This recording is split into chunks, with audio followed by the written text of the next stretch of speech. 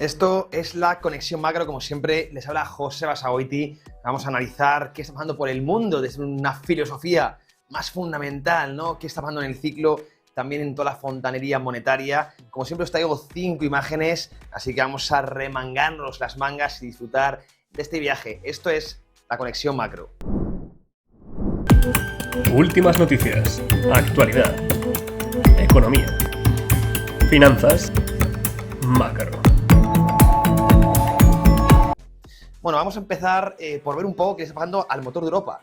Lo que se llama motor de Europa, porque a día de hoy quizás sea el enfermo, ¿verdad? Hablamos, por supuesto, de Alemania, que está pues, pasando una crisis muy fuerte, derivado de 3 razones. De una transición energética deplorable, de una vagueza política más deplorable todavía, y aparte una coyuntura económica que está azotando evidentemente a toda Europa. Pero fijaros, bueno, yo he crecido, bueno, pues leyendo en todos los medios y todos los analistas que Alemania ha tirado a Europa. Fijaros, vamos a poner un poco en grande este gráfico porque realmente pues es bastante asombroso, ¿no? El quizá cambio de ciclo que está yendo el viejo continente. Fijaros como siempre, pues Germany en azul, ¿verdad?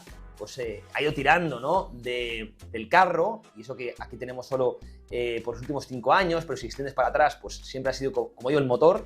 Sin embargo, pues desde el COVID, ahí ves el tremendo bajón que pegó, aunque lo podemos omitir, el COVID, ya sabéis que distorsiona mucho los gráficos, pero fijaros cómo el crecimiento, pues el gross domestic, ¿verdad? Hablando del PIB, cómo ha ido ya Italia, España, Portugal y Grecia, los famosos PIGs, cómo han ido sorpasando a Alemania.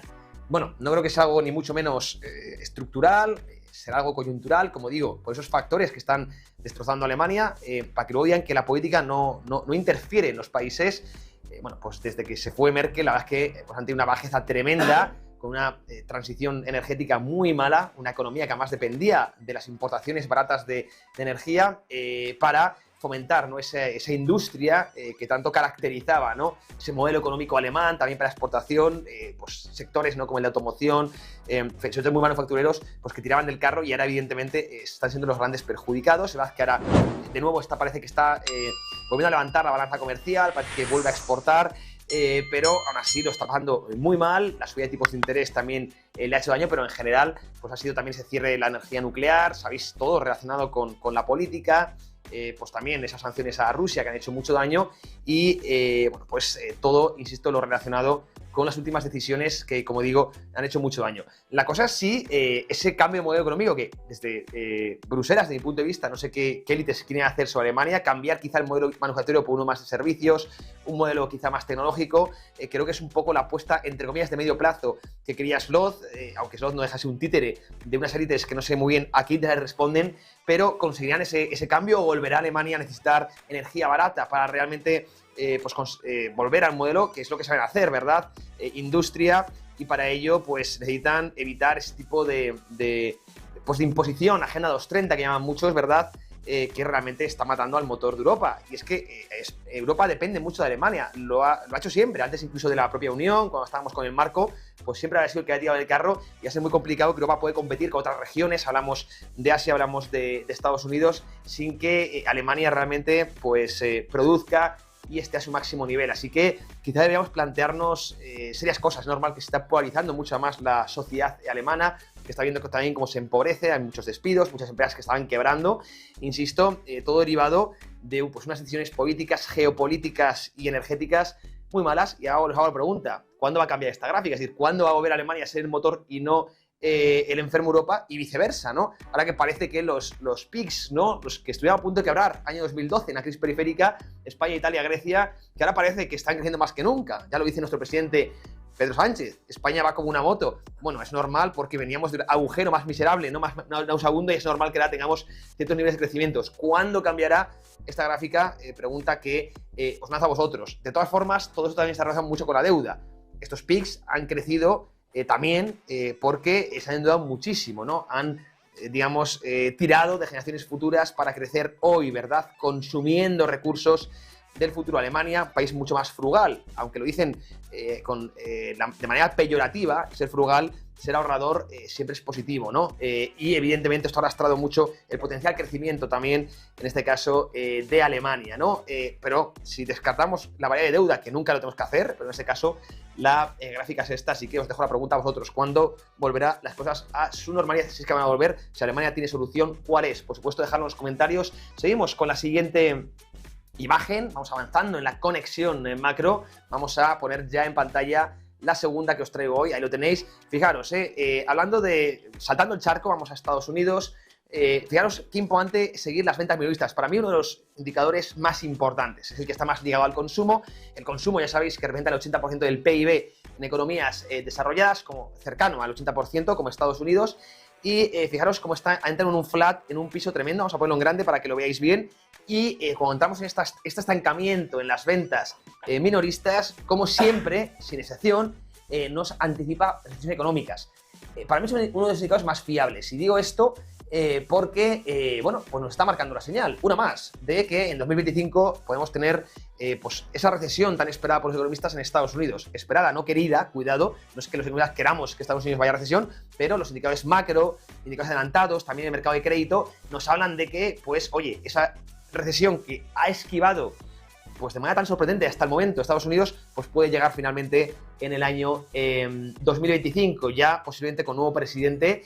Y esto es muy importante porque siempre decimos lo mismo, es la variable quizá más complicada de predecir, ya lo decía Jamie Dimon esto, la recesión, pero fundamental para organizar nuestros portfolios. Sabemos que un entorno de recorte de tipos de interés, un entorno de política monetaria expansiva con recesión es muy bajista para las bolsas. Mucha gente me dice, oye José, si ahora en septiembre, el mes de septiembre, llega el primer recorte de tipos por parte de la Reserva Federal, luego tendremos otro más en noviembre o diciembre, es decir, ya estamos en un ciclo de recorte de tipos, a priori esto, lo intuitivo es pensar que, oye, esto es alcista, ¿no? Para las bolsas, porque se nutre en verdad de mayor liquidez, políticas expansivas, esto sabemos que tiende a generar inflación de activos. Pero cuidado, sí, lo hacen si no estamos en recesión. Pero si tenemos una política o un pivot, una política de recorte de tipos con recesión, históricamente hemos visto ajustes en los índices de en torno al 30 y 40%. Por lo tanto, sabemos la primera variable, sabemos que se van a recortar tipos, y más si llega Donald Trump a la presidencia, es una variable que conocemos, de hecho ya se está poniendo a un precio.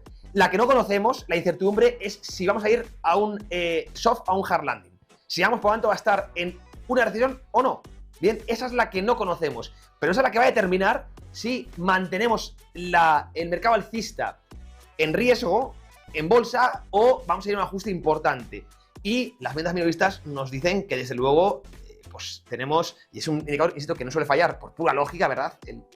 El dato más ligado al consumo, que tenemos muchos riesgos de entrar en recesión. Decía Elon Musk ayer en su cuenta de Twitter que Estados Unidos estaba cerca de la quiebra, Titulares, evidentemente, pues a veces un poco sensacionalistas, pero bueno, yo sigo pensando que va a ser muy difícil que esquive la recesión después de este endurecimiento tan fuerte que hemos tenido a nivel de política monetaria. Verdad que por el lado de la política fiscal no lo hemos tenido, pero el mercado de crédito, también la curva invertida, nos hablan ya de posible recesión, sobre todo cuando se desinvierte la curva. También tenemos los PMIs, recordar, el último de servicios hundido por completo.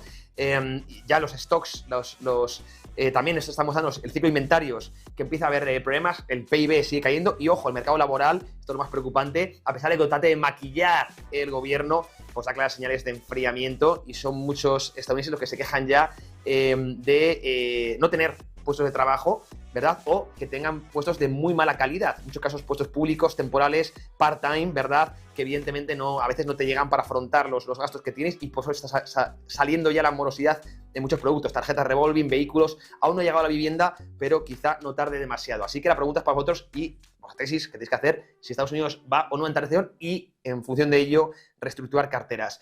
Cuidado, la bolsa, si entramos en recesión, puede hacerlo mal, pero hay otros activos, evidentemente. Vamos a seguir con la conexión macro a terceras imágenes para ver qué activo puede funcionar bien en este entorno recesivo. Si es que finalmente vamos a recesión, vamos a ponerlo en grande, porque aquí vamos a ver cómo el oro, estamos hablando del metal, puede ser uno de los que mejor funciona en este ciclo, ¿no? Estáis viendo arriba los bancos centrales como en los últimos 3 años, en azul oscuro, tenemos los bancos centrales que han incrementado sus posiciones, sus saldos de oro.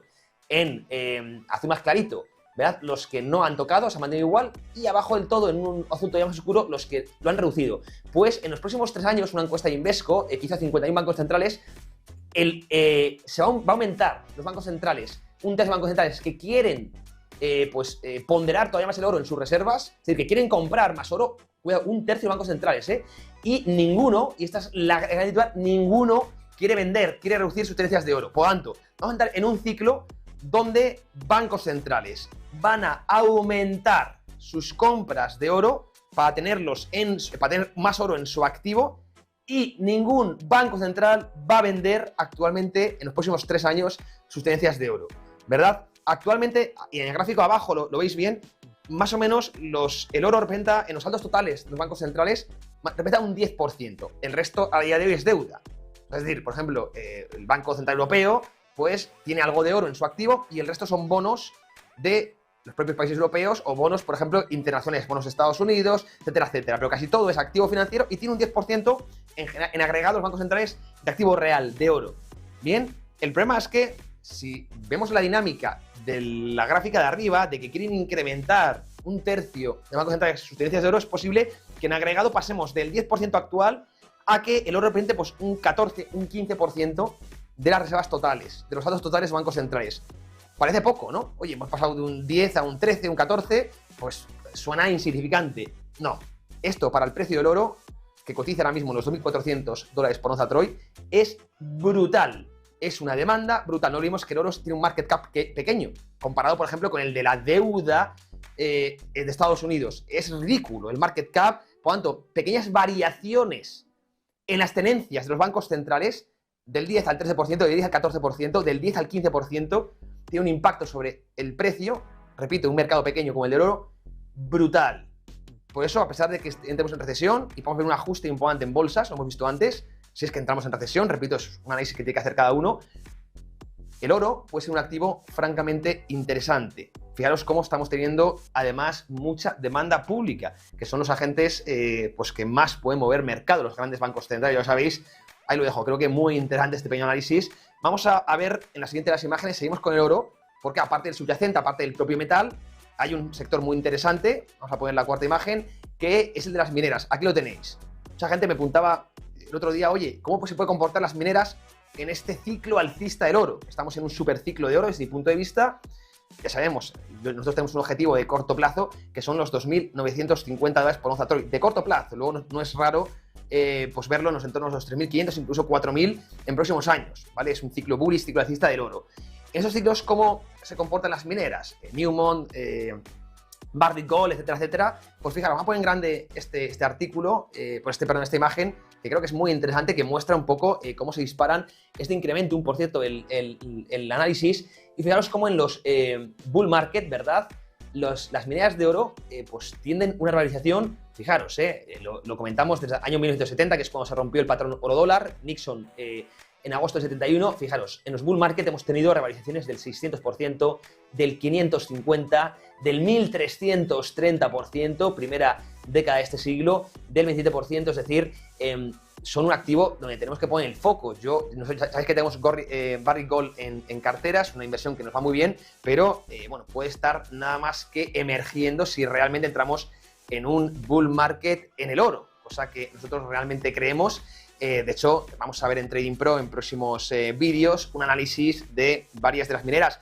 Ya sabéis que además grandes inversores o superinvestor como Michael Burry estaban empezando a apostar, ¿no?, por esta clase de este sector, ¿verdad? Que además cuanto más caro esté el oro, pues más incentivo hay para que se siga, para que se mine, ¿vale? Para que haya, pues se saque más oro, ¿verdad? Así que bueno, el ciclo parece tremendamente positivo y un sector desde el lado técnico también francamente interesante. Ya sabéis que hay varios ETFs también, como el HUI, que pues si no queréis hacer una tesis, una por una, ¿verdad?, de las mineras, que requiere pues un análisis value, un análisis técnico, un análisis fundamental, pues podéis diluir el riesgo comprando también ETFs de mineras, que es un producto, un vehículo creo que muy interesante, siempre y cuando os guste, evidentemente, pues la posibilidad de que podamos ver un nuevo ciclo alcista del oro y por tanto valorizaciones pues tan importantes como la que nos dejó en el pasado las mineras. Ahí lo dejo interesante, desde luego, en mi opinión. Vamos ya con la última de las diapositivas, la última de las imágenes, para ir cerrando la conexión macro. Por cierto, luego vamos a ver un vídeo de Larry Fink explicando cómo Estados Unidos solo puede crecer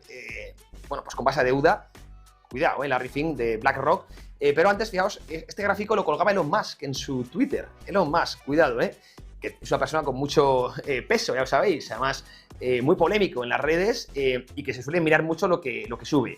Bueno, hablaba Elon Musk de que en qué fase del dólar estábamos, ¿no? Haciendo clara referencia a esa degradación del poder adquisitivo y quizá en un futuro podamos ver la pérdida de divisa reserva, que pierde su hegemonía, ¿no? Como la divisa del mundo.